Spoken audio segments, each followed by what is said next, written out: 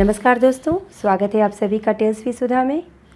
अगर आपने अभी तक मेरे चैनल को सब्सक्राइब नहीं किया है तो प्लीज़ इसे आज ही सब्सक्राइब करें और साथ ही बेल आइकन भी प्रेस करें, जिससे मेरे आने वाले वीडियोस के नोटिफिकेशन आपको मिलते रहें। मेरे वीडियोस के लेटेस्ट अपडेट के लिए प्लीज़ मुझे इंस्टाग्राम पर भी फॉलो करें। आज मैं प्रसिद्ध कहानीकार मन्नू भंडारी की एक और रचना आपके लिए लेकर आई हूँ। कहानी का शीर्षक है सजा। तो चलिए आज की कहानी शुरू करते हैं। मेरे और मुन्नू के लिए एक लाइन तक नहीं लिखी थी, न प्यार न आने के लिए कुछ। पूरे साल में पापा का यह पहला कार्ड था और हमारे विषय में कुछ नहीं लिखा, जैसे उन्हें मालूम ही न हो कि हम भी यहाँ हैं। क्या पापा ने अपने को इतना बदल लिया है? उन्होंने क्या बदल लिया है? शायद समय ने उन्हें बदल दिया है। उन्हें ही क्या, सबको बदल दिया। मैं क्या कम बदल गई हूँ? मुन्नू क्या कम बदला है? पता नहीं अम्मा की क्या हालत होगी। ओह, इन 5 सालों में क्या कुछ नहीं हो गया। 16 अप्रैल, आज से 5 दिन बाद मैं जाऊँगी, ज़रूर जाऊँगी। कांत मामा ने तो हर सुनवाई के बाद यही लिखा है कि इस बार फैसला पक्ष में होगा। हे भगवान, ऐसा ही हो। पर रह रहकर मन कांप जाता है। पहली बार भी तो सब यही कहते थे। तब मैं एकदम नासमझ नहीं थी, फिर भी ज़्यादा नहीं समझती थी।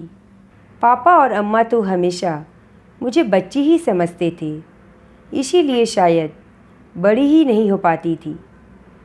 इधर एकदम कितनी बड़ी हो गई हूँ, कानून की बातें समझने लगी हूँ। 7 आदमियों का दोनों समय का खाना बना लेती हूँ। खाना ही नहीं, घर का भी तो काम करने लगी हूँ।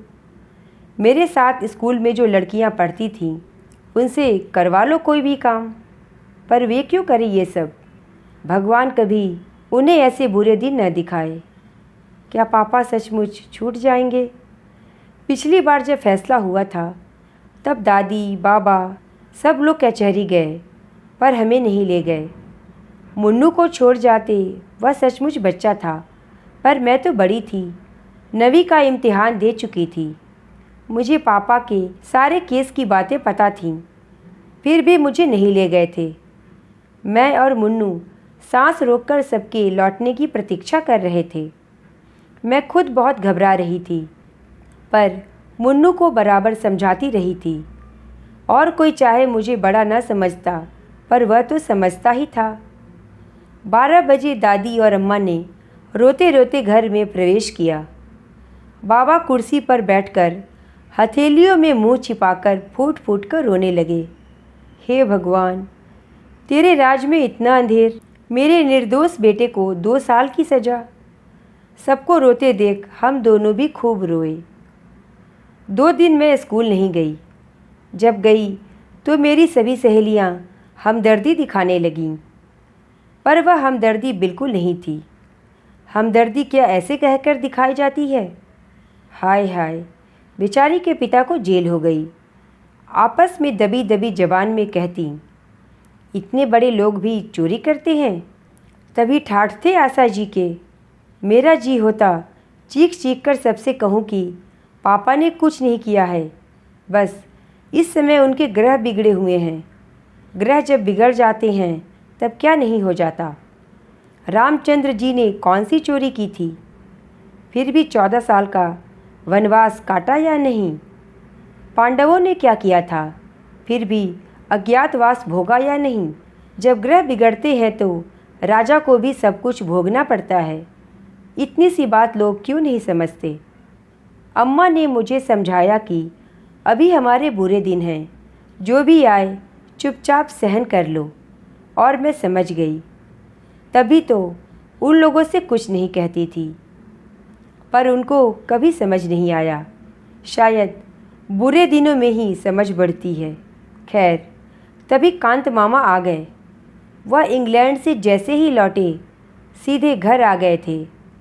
कितने बिगड़े थे बाबा और चाचा जी पर कि यह सब कैसे हो गया। आज के ज़माने में तो गुनहगार अपने को सांप बचाकर ले जाते हैं, लाखों हजम करके मूंछों पर ताव देते घूमते हैं, फाइलों की फाइलें गायब करवा देते हैं, और एक ये है कि बिना गड़बड़ किए सज़ा भोगने जा रहे हैं। बिना अपराध किए भी बाबा अपराधी की भांति चुपचाप सिर नीचा किए सब सुनते रहे। वह बेचारे कानून के छक्के पंजे क्या जाने, जब नहीं सुना जाता तो रो पड़ते। उस समय मुझे कांत मामा का व्यवहार जरा भी अच्छा नहीं लगता था, पर कुछ कह भी तो नहीं सकता था कोई। वह हाई कोर्ट में अपील मंजूर करवाने के लिए भाग दौड़ कर रहे थे। इंग्लैंड से लौटकर कांत मामा अपने को बहुत समझने लगे थे, शायद बहुत कुछ होकर भी आए थे। उन्होंने सचमुच अपील मंजूर करवा ली। मैं सोच रही थी अब पापा कितना प्यार करेंगे हमें, कितने दिनों से घर में मनहूसियत छाई हुई है वह दूर हो जाएगी, हमारे अच्छे दिन लौट आएंगे। सब लोगों के आ जाने से हमें तो कोई पूछता ही नहीं था। एकाएक जैसे हम कुछ नहीं रहे। मैं फिर भी कुछ समझती थी, पर मुन्नू कुछ नहीं समझता था। किसी भी चीज़ की जिद कर बैठता। मैं उसे समझाती, भैया अभी हमारे बुरे ग्रह आए हुए हैं, किसी भी चीज़ की जिद नहीं करते। पर वह ग्रह व्रह कुछ नहीं मानता और रोया ही चला जाता। अपील मंजूर होने पर मैंने सोचा था अब हमारे बुरे दिन टल गए, अब सब कुछ पहले जैसा हो जाएगा। तब मैं नहीं जानती थी कि अपील मंजूर हो जाना मुकदमा जीतना नहीं होता। मुकदमे की शुरुआत होती है असली लड़ाई, असली परीक्षा। पापा थोड़ी देर बाद चाचा के साथ तांगे पर आए थे और आते ही बात करना तो दूर, बिना किसी की ओर देखे चुपचाप नीचे नज़र किए वह ऊपर चले गए। सब लोग सकते में आ गए। कैसे हो गए हैं पापा? किसी की हिम्मत नहीं हुई कि ऊपर जाए। आखिर दादी ने अम्मा को भेजा। अम्मा थोड़ी देर में ही लौट आई और कहा, दरवाज़ा ही नहीं खोलते। बहुत खटखटाया तो यही कहा कि चली जाओ, मुझे अभी परेशान मत करो। यूँ घर वालों के साथ मैं रोज़ ही रोई थी, पर उस दिन पहली बार मेरा मन रोया था, अपनी पूरी समझ के साथ रोया था। क्या हो गया है मेरे पापा को? 25 दिनों बाद घर में घुसे और प्यार करना तो दूर रहा, हमारी ओर देखा तक नहीं। बार बार मन कहने लगा, यह मेरे पापा नहीं हैं, वह ऐसे हो ही नहीं सकते। जेल वालों ने उन्हें बदल दिया है। एक अजीब सा भय मन में समाने लगा कि अब शायद पापा कभी प्यार नहीं करेंगे। और सचमुच उसके बाद मैंने कभी उनका प्यार नहीं पाया, आज तक नहीं। इस कार्ड में क्या वह एक पंक्ति भी हमारे लिए नहीं लिख सकते थे? यूँ मैं उनकी इस उदासीनता और तटस्थता को समझती भी हूँ। शायद वह अब किसी से मोह नहीं रखना चाहते। कहीं फिर सजा हो गई तो? शाम को सब लोग ऊपर गए। दरवाज़ा तो खोला पापा ने, पर बात किसी से नहीं की। बस तकिए में मुंह गड़ाकर पड़े रहे थे। मुझे डर लग रहा था जैसे वह रो रहे हैं, पर हमें तुरंत नीचे भेज दिया गया था।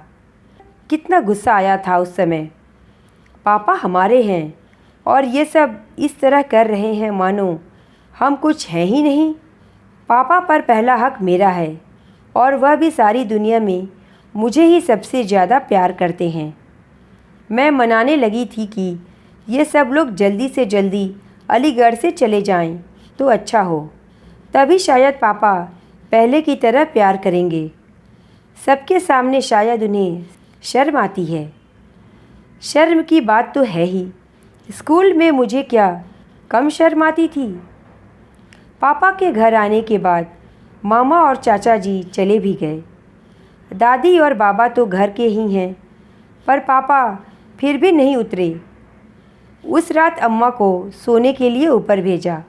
वह सवेरे उठकर आईं तो बोली, माँ जी, मुन्नू को आप गांव लेते जाइए, वहाँ के स्कूल में डाल दीजिए। यहाँ तो अब उसकी फीस जुटाना भी भारी पड़ेगा। आशा का तो इस साल फाइनल है, वरना उसे भी उमेश भैया के पास भेज देती। नीचे का घर अब खाली कर देंगे। फिर और पता नहीं क्या क्या बातें हुई दोनों में, और फिर दोनों खूब रोईं। मैं किसी को भी रोता देखती तो बिना कारण जाने ही रोने लगती। फिर उस समय तो रोने का बहुत बड़ा कारण भी था। मुन्नू चला जाएगा, कैसे रहेगा वह गांव में? वहाँ का स्कूल भी कोई स्कूल है? यहाँ इतने अच्छे स्कूल में पढ़ा। पापा वैसे चाहे सारे दिन चुपचाप पड़ा रहें, पर इस मामले में कभी चुप नहीं रहेंगे। पर पापा कुछ नहीं बोले। शायद अम्मा पापा ने साथ बैठकर ही यह सब तय किया था। रो धोकर मुन्नू भी चला गया। हाँ, जाते समय पापा ने उसे सीने से लगाकर बहुत प्यार किया था। मैं पास ही खड़ी रही थी। पापा की आंखों से आंसू टपक रहे थे। मेरा बड़ा मन कर रहा था कि मैं आंसू पोंछ दूं, उनके दुख को दूर करने के लिए नहीं, पापा का प्यार पाने के लिए। मुन्नू दूर जाकर भी पापा के कितने पास हो गया। मैं पास रहकर भी शायद हमेशा से दूर ही रहूँगी। पर पापा छोड़ने नीचे नहीं आए, कोई स्टेशन भी नहीं गया।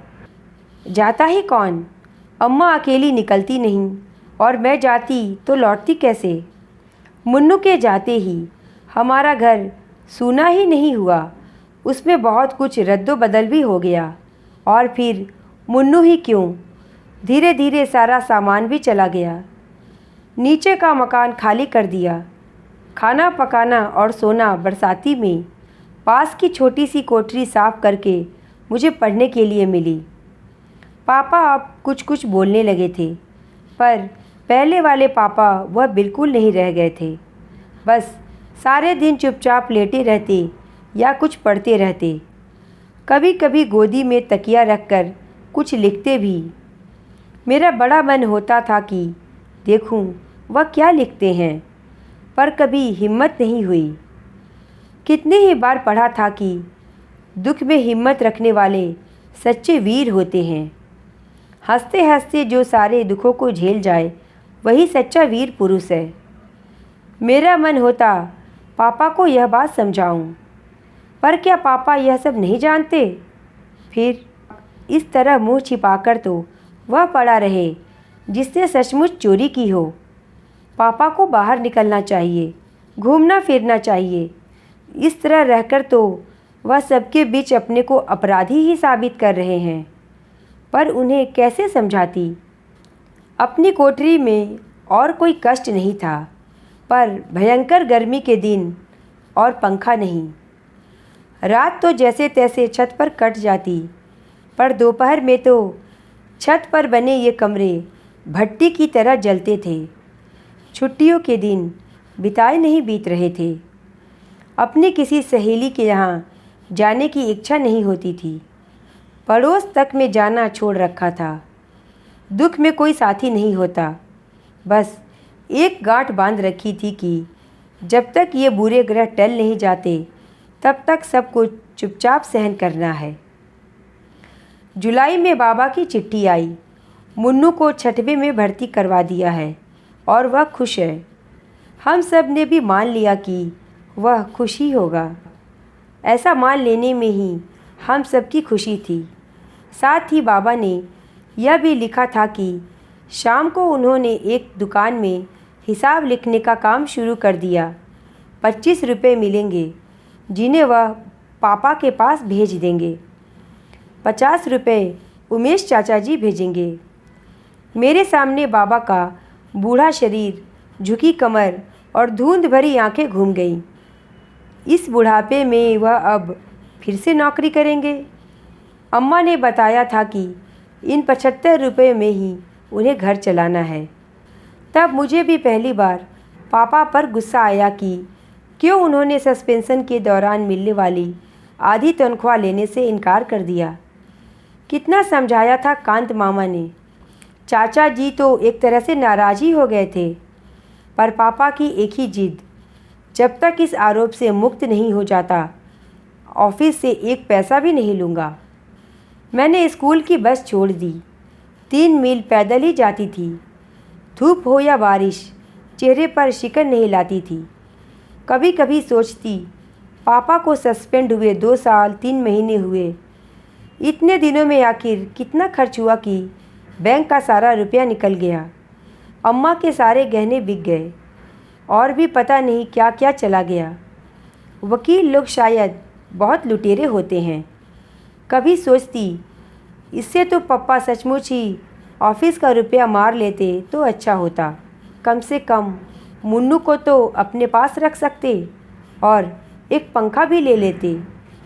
इस उम्र में चमड़ी जैसे उबली जाती है। ईमानदारी करके ही कौन बड़ा सुख मिल रहा है। अम्मा को पता नहीं क्या हो गया था कि भीतर ही भीतर सूखती जा रही थी। कहाँ तो वह कुछ नहीं करती थी और कहाँ अब सारा काम हाथ से करने लगी।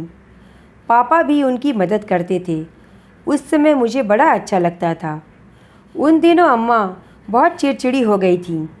एक दिन उन्होंने मुझे जरा सी बात पर पीट दिया। अपनी याद में पहली बार मार खाई थी और वह भी इस उम्र में। शरीर से ज़्यादा मन आहत हुआ। चोट से ज़्यादा इस बात का दुख था कि पापा बैठे देखते रहे पर कुछ नहीं कहा। ना अम्मा को मना किया, ना ही मुझे प्यार किया। अपनी कोठरी में बैठकर मैं घंटों रोई थी। हे भगवान, सब दुख दो पर मेरे पापा को पहले जैसा कर दो। वह पहले की ही तरह काम करेंगे तो मैं सब कुछ सह लूँगी।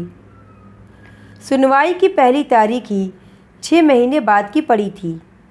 कांत मामा ने कोशिश तो बहुत की थी कि जल्दी से जल्दी सुनवाई हो जाए और फैसला हो जाए, पर कानून कांत मामा की इच्छा से नहीं, अपनी रफ्तार से चलता है।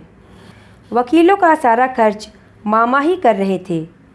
ज़रूर मामी से छिपाकर कर रहे होंगे, वरना वह तो एक पैसा भी खर्च न करने दें। पहली सुनवाई बहुत अच्छी हुई थी। सर्दी में ठिठुरते हुए जब हमने यह खबर सुनी थी तो गर्मी की एक लहर ऊपर से नीचे तक दौड़ गई थी। घर की हालत बद से बदतर होती जा रही थी, खासकर अम्मा की।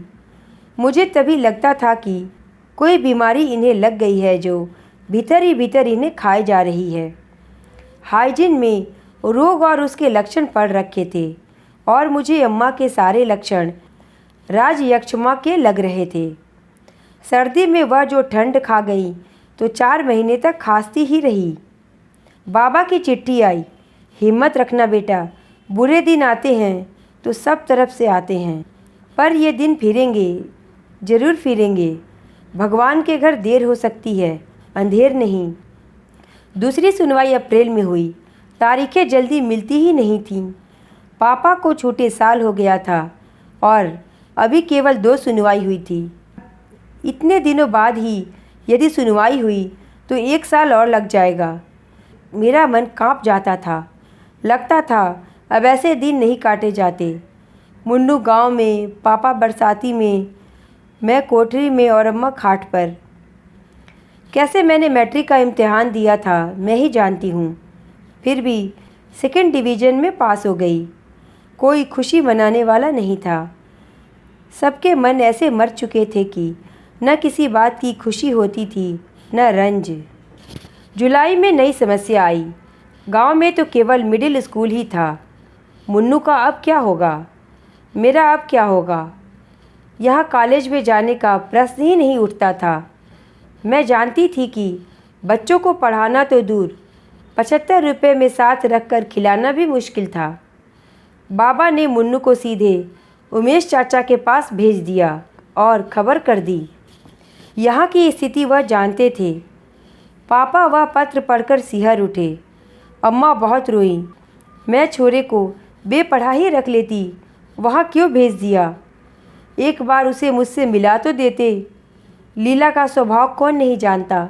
मेरा बच्चा सहम सहम कर मर जाएगा। 2 दिनों तक वह रोती रहीं। पापा अपराधी की तरह चुप बैठे रहते।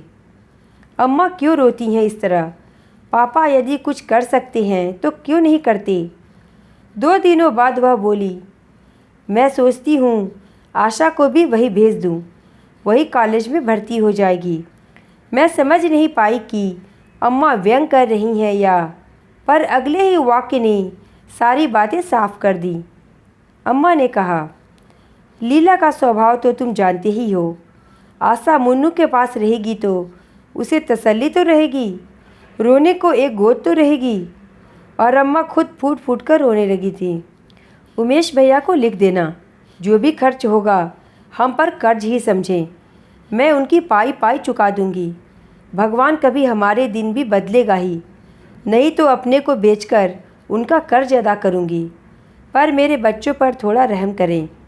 ये दुखियारे यूं ही अनाथ हो रहे हैं। थोड़ा प्यार इन्हें भी दें, थोड़ा लीला को भी समझा दें। कांत मामा अपने किसी काम से दिल्ली आए थे। लौटते समय अलीगढ़ भी उतरे। अम्मा ने उन्हीं के साथ मुझे इलाहाबाद भेज दिया था। कांत मामा ने एक बार कहा जरूर था, कलकत्ता भेज दो, वहाँ पढ़ लेगी। पर क्या मैं पढ़ने जा रही थी? पढ़ना तो बस यूँ ही था। मुझे तो मुन्नू को तसल्ली देनी थी। वह रोए तो उसे अपनी गोदी में रुलाना था। और उस दिन मैं सचमुच बड़ी हो गई थी, अम्मा की तरह बड़ी। पर घर छोड़ते समय सारे बड़प्पन के बावजूद फूट पड़ी थी। अम्मा की हालत देखकर घर का अधिक काम मैंने संभाल रखा था। अब क्या होगा? इस हालत में अम्मा कैसे सब काम करेंगी? रोज़ रोज़ के बुखार ने उन्हें हड्डियों की गठरी बना दिया है। पर अम्मा को तसल्ली देने वाले पापा हैं। रोने के लिए पापा की गोदी है। मुन्नू तो वहाँ अकेला है। अभी मेरी सबसे ज़्यादा ज़रूरत मुन्नू को ही है। रास्ते में कांत मामा ने मुझसे पूछा था, शारदा को रोज़ बुखार रहता है, किसी डॉक्टर को दिखाया या नहीं? नहीं। और मुझे रोना आ गया। रोते नहीं बेटे, अब बहुत जल्दी ही सब कुछ ठीक हो जाएगा, कांत मामा बोले। पापा ने तो कई बार कहा था कि दिखा दो, पर अम्मा नहीं मानती। कहती हैं डॉक्टर झूठ मूठ को वहम डाल देते हैं। मामा चुप हो गए थे। मामा क्या नहीं समझते? अम्मा इसलिए नहीं दिखाती कि डॉक्टर और दवाई का खर्च कहाँ से आएगा। वे लोग तो टॉनिक और दूध फल बता देंगे, आराम करने और खुश रहने को कह देंगे। बोलो, यह सब हो सकेगा 75 रुपये में? मुझसे पूछो, इन दिनों में मैंने हिसाब चलाया है, एक एक चीज़ गिना सकती थी, पर उनसे क्या कहती। वकीलों का सारा खर्च तो वही कर रहे हैं, और वकीलों पर कितना खर्च होता है क्या मैं जानती नहीं? मुन्नू मुझे देखते ही चिपट पड़ा था और रो दिया था। चाची ने कुछ कहा जरूर था, पर अपने ही रोने में हमने सुना नहीं। मुन्नू को गले लगाकर मुझे कैसा लग रहा था मैं नहीं बता सकती। इतना ज़रूर लगा था कि उसे सचमुच किसी गोदी की ज़रूरत थी, किसी सहारे की। मैं चाची से बातें कर रही थी। उन्हें मेरा आना अच्छा नहीं लगा था, यह साफ था, पर मैं ही कौन सी अपनी इच्छा से आई थी। मुन्नू का रंग काफ़ी सांवला पड़ गया था, चेहरा सूखकर मुरझा गया था, आंखें बड़ी सहमी सहमी सी थीं। लगा बहुत डर कर दब कर रहता है शायद यहाँ। घर में तो कितना उधम करता था। इतना सा बच्चा, कैसे उसने अपने को बदला होगा, दबाया होगा। देखा, उसका काम था साल भर के बिट्टू को खिलाना। सारे दिन वह उसे गोदी में टांगे फिरता। कब वह पढ़ता होगा, कब वह होमवर्क करता होगा। रात को जब वह सोने मेरे पास आया तो धीरे से बोला, दीदी कल मुझे बुढ़िया के बाल खिलाना। टिल्लू और पम्मी रोज़ खाते हैं।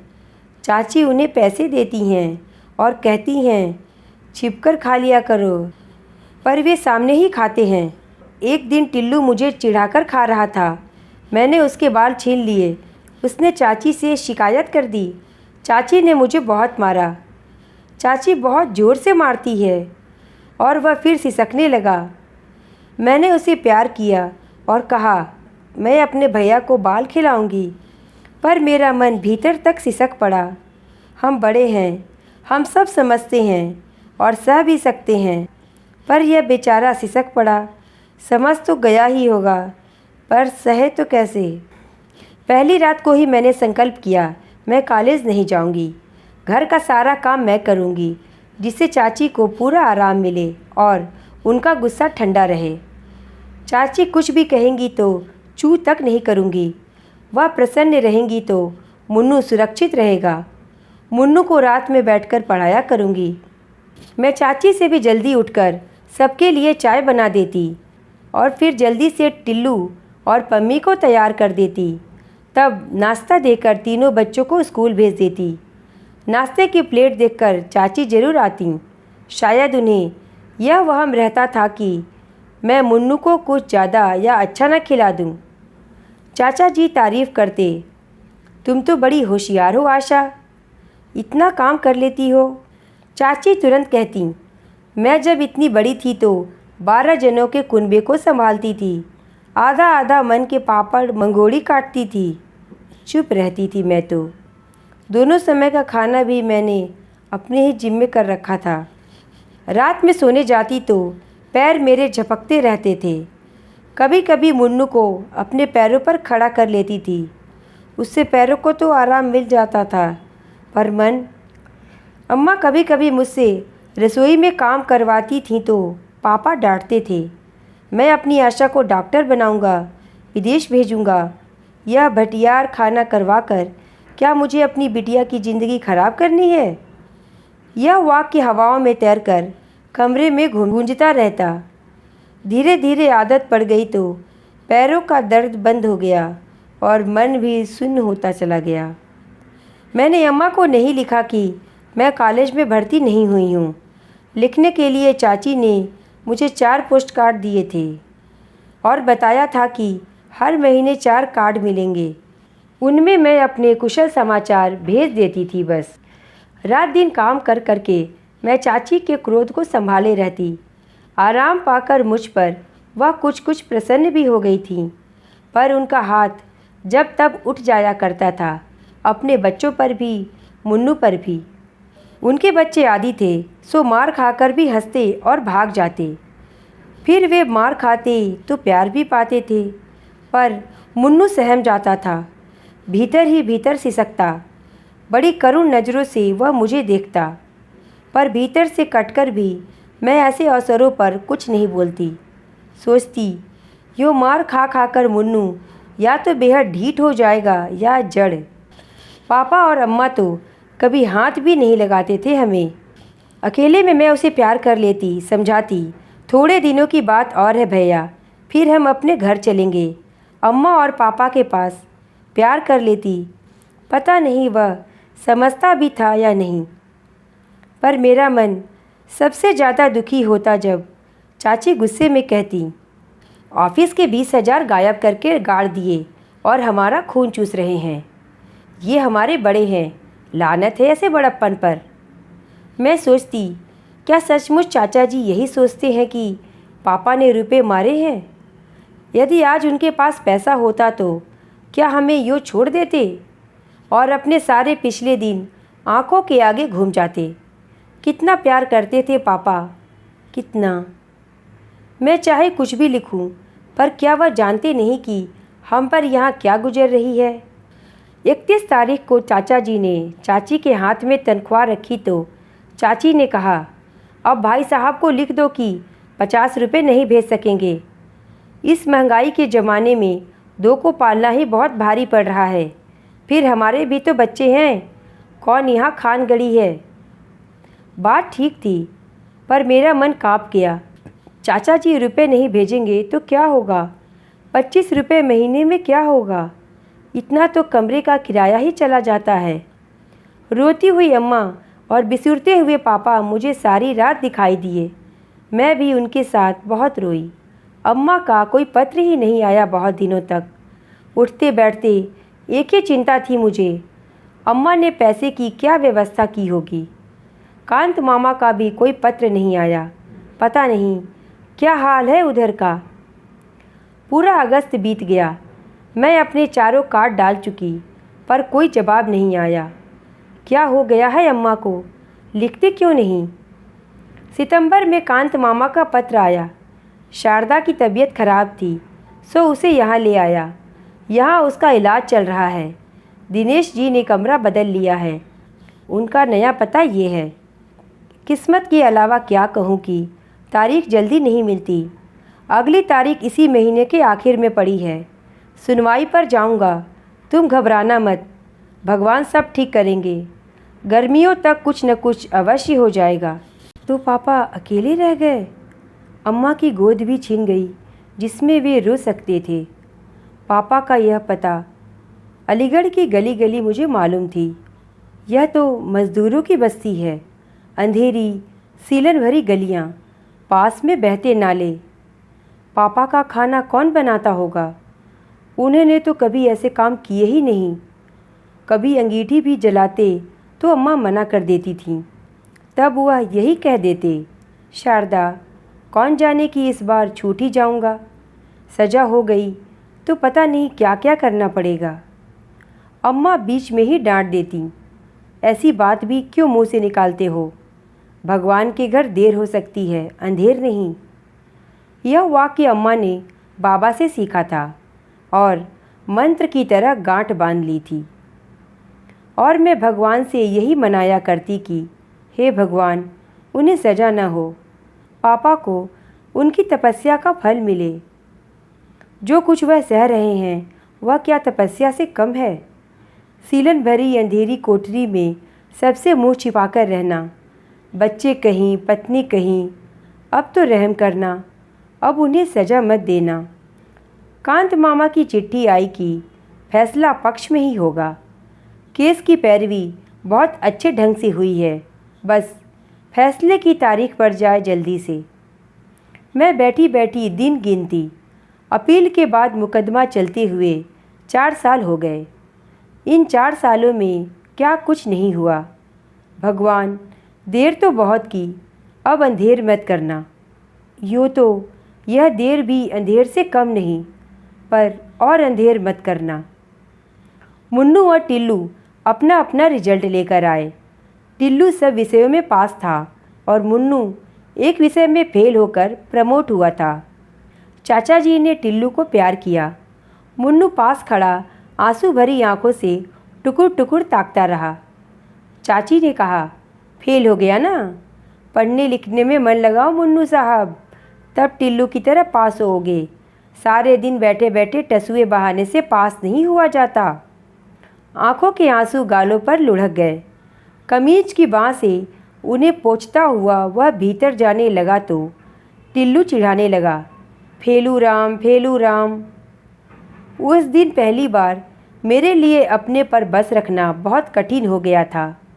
मन हुआ कि कह दूं, उसे पढ़ने के लिए समय ही कहाँ मिलता है। सारे दिन तो बिट्टू को खिलाता है, 25 चक्कर बाजार के लगाता है। पर चुप रह गई। जाते जाते मुन्नू ने एक बार चिढ़ाते हुए टिल्लू को जरूर जलती आंखों से देखा था। लगा उठाकर एक हाथ मार देगा, पर वह न लौटा न कुछ बोला ही। कैसे हो गया है मुन्नू इतना सहनशील? चुपचाप रहने का उपदेश उसे मैं ही दिया करती थी, पर अब वह यूँ सह जाता है तो सबसे ज़्यादा कष्ट मुझे ही होता है। कोई उपाय भी तो नहीं था। मुन्नू की छुट्टियां हो गईं। सोचती थी कि शायद कांत मामा या अम्मा का कोई पत्र आएगा कि तुम लोग आ जाओ, पर किसी ने कुछ नहीं लिखा। पापा तो कभी कुछ लिखते ही नहीं। अम्मा कभी कभी 2 लाइनें लिख देती, मैं धीरे धीरे ठीक हो रही हूँ, तुम चिंता मत करना। लीला को आशीर्वाद, बच्चों को प्यार, चाची की मदद करना, तंग मत करना। मुझे हर बार लगता था कि कितनी झूठी चिट्ठी लिखती हैं अम्मा, पर धीरज की अवधि खींचते खींचते 1 साल तक पहुंच गई। पिछली मार्च सुनवाई हुई थी और अब इस साल की अप्रैल है। अब तो मुझे लगने लगा था कि जैसे ज़िंदगी भर हमें इसी तरह रहना है, बस इसी तरह। अब मैं कभी कॉलेज में पढ़ने नहीं जा पाऊंगी। मुन्नू हर साल एक विषय में फेल होकर जैसे तैसे प्रमोट हुआ करेगा। अम्मा शायद हमेशा बीमार रहकर मामा के यहाँ इलाज ही करवाती रहेंगी। पापा वैसे ही सीलन भरी बदबूदार कोठरी में अपना खाना पकाया करेंगे। और तभी आज पापा की यह चिट्ठी आई, उनके हाथ की लिखी पहली चिट्ठी। मैंने 1000 बार उसे देखा, पढ़ा, छुआ, जैसे उस कार्ड को छूकर पापा की हालत का ज्ञान हो जाएगा। पापा ने हमें बुलाया नहीं, कहने से चाचा जी ले जाएंगे, पर इस बार जाएंगे ज़रूर, चाहे कुछ भी हो जाए। कांत मामा को लिखूं, वो लेते जाएंगे। कल सवेरे 10 बजे फैसला है। हम दोनों कांत मामा के साथ आ गए। धर्मशाला में छोड़कर मामा पापा को लेने चले गए। पूरी उम्मीद थी कि इस बार अम्मा ज़रूर आएंगी, पर वह नहीं आईं। मामा ने इतना ही कहा, उसकी हालत लाने जैसी नहीं थी। फैसला हो जाए तो तुम लोग वही चलना। पता नहीं अम्मा किस हालत में हैं। मन बार बार कांप उठता है। मामा कुछ छिपा रहे हैं। मैंने भी अम्मा से कितना कुछ छिपा रखा है। आज कौन किसके बारे में सही बात जानता है। पापा आए तो मैं और मुन्नू उनसे लिपट गए। कैसे हो गए हैं पापा? शायद पापा को भी हम लोग ऐसे ही लग रहे होंगे। कितने कितने आंसू बह गए हम तीनों के। कांत मामा भी रो पड़े। शाम को दादी बाबा भी आ गए। रात में मुन्नू दादी से पूछ रहा था, दादी अब तो हम पापा के पास ही रहेंगे ना? तुम इतनी पूजा करती हो, अपने भगवान से कहो ना हमारे पापा को छोड़ दें। हाँ बेटा, अब तू पापा के पास ही रहेगा। रात दिन भगवान से यही तो प्रार्थना करती हूँ मैं, दादी ने कहा। चाची के पास तो मैं अब कभी नहीं जाऊँगा। टिल्लू अपने को समझता क्या है? मैं अपने पापा के पास रहूँ और फिर आ जाए। हर एक चीज़ में पछाड़ सकता हूँ, पढ़ने में भी, कुश्ती में भी। पहले फर्स्ट भी आया हूँ एक बार क्लास में। क्यों दीदी, आया था ना? मेरी आंखें भीग आईं। कितने दिनों बाद मुन्नू को उसके असली रूप में देख रही हूँ। टिल्लू ने उसे चिढ़ाया था तो इसने कुछ नहीं कहा था, चुपचाप भीतर बैठकर रोया था। शायद जानता था कि टिल्लू को कुछ भी कहने का अर्थ है चाची की मार। पर मुझे कितना बुरा लगा था उस दिन। कहाँ चली गई थी मुन्नू की बाल सुलभ ईर्ष्या और प्रतिस्पर्धा की भावना? क्या इतनी सी उम्र में हम लोग सब कुछ सहने के लिए ही बने हैं? मुन्नू दादी की खाट पर ही सो गया। मुझे बिल्कुल भी नींद नहीं आई। कल फैसला है, हम सब की किस्मत का फैसला। कांत मामा बहुत आश्वस्त हैं, पर पापा के चेहरे पर तो कोई भाव ही नहीं। फैसला हो गया। मैं भी कचहरी गई थी। इस बार किसी ने रोका भी नहीं। वहाँ खास भीड़ नहीं थी। पापा में भला घर वालों के सिवा किसे दिलचस्पी हो सकती थी? पापा कटघरे में खड़े थे। हम कुर्सियों पर बैठे जज साहब के आने की प्रतीक्षा कर रहे थे। जज साहब आए तो बाबा ने आंखें मूंद ली। अम्मा का सिर नीचा था। वह जरूर मन ही मन प्रार्थना कर रही होंगी। मैं मुन्नू का हाथ कसकर दबाए बैठी थी और मुझे लग रहा था कि अब और देरी होगी तो मेरी सांस भी घुट जाएगी।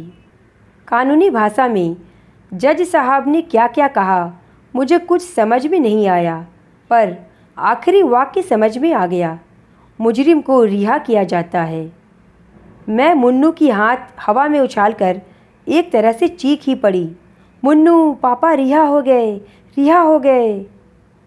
पर एकाएक ही दादी और बाबा फूट फूट कर रो पड़े। मैं भय से कांप उठी। कहीं मैंने गलत तो नहीं सुन लिया? पिछली बार भी तो ये लोग इसी प्रकार रोते रोते घर में घुसे थे। पर बाबा का यह वाक्य, मैं कहता था ना बेटे, भगवान के घर में देर है, अंधेर नहीं, देख। पर पापा को क्या हुआ है? वह खुश क्यों नहीं हो रहे? उनका भावहीन चेहरा, गड्ढे में धसी हुई निस्तेज निर्जीव आंखों में खुशी की चमक क्यों नहीं आ रही? वह ऐसी पथराई आंखों से बाबा को देख रहे हैं मानो उन्हें बाबा की बात ही समझ में नहीं आ रही हो। मैं दौड़कर पापा से चिपट गई। पापा, आप बरी हो गए। सुनते हैं, आपको सज़ा नहीं हुई, सज़ा नहीं हुई है आपको। पर पापा फिर भी वैसे ही रहे, मानो उन्हें विश्वास ही नहीं हो रहा था कि उन्हें सज़ा नहीं हुई। तो यह थी आज की कहानी सज़ा। आपको यह कहानी कैसी लगी मुझे कमेंट करके ज़रूर बताएं, और अगर पसंद आई हो तो प्लीज़ इसे लाइक और शेयर करें और मेरे चैनल को सब्सक्राइब करें। धन्यवाद।